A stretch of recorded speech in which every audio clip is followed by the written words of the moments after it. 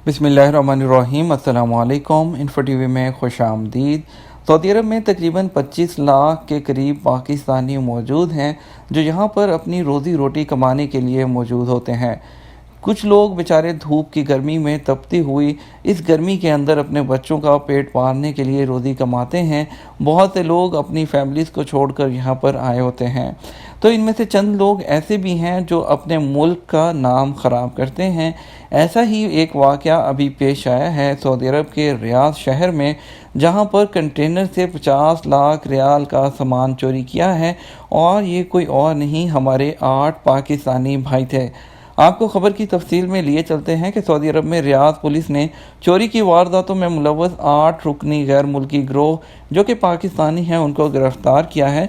मुल्ज़मान पर 12 कंटेनरों में रखा सामान चुराकर मार्केट में फ़रोख्त करने का इल्ज़ाम है।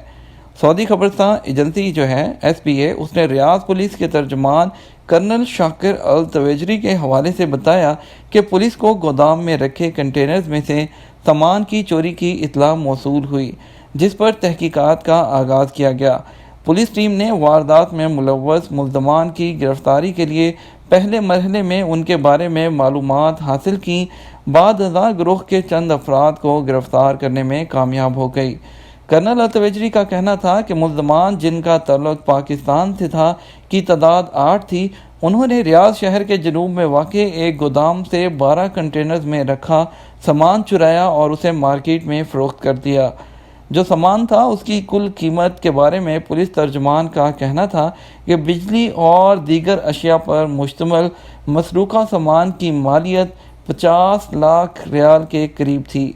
मुल्ज़मान को गिरफ़्तार कर लिया गया है और उनसे मज़ीद तफ्तीश की जा रही है। बराह करम अगर आप दूसरे ममालिक में आते हैं तो आप अपने मुल्क को रिप्रेजेंट कर रहे होते हैं। खुदा का वास्ता कि गंदी मछलियाँ जो हैं वो हमारे मुल्क को बदनाम ना करें। अपनी फैमिली का, अपने मुल्क का नाम हमेशा ऊपर रखिए और इस तरह की हरकतों से परहेज़ कीजिए, क्योंकि यहाँ पर सऊदी अरब में कानून सबसे ऊपर है, बाकी चीज़ें सब बाद में आती हैं। कानून के लिहाज से सऊदी अरब दुनिया का सबसे बेहतरीन मुल्क है। अल्लाह ताला आप सबको हदायत दे और अल्लाह ताला आप सबको अपने हिफ्ज़ व ईमान में रखे। आपकी कीमती वक्त का शुक्रिया। अस्सलाम वालेकुम।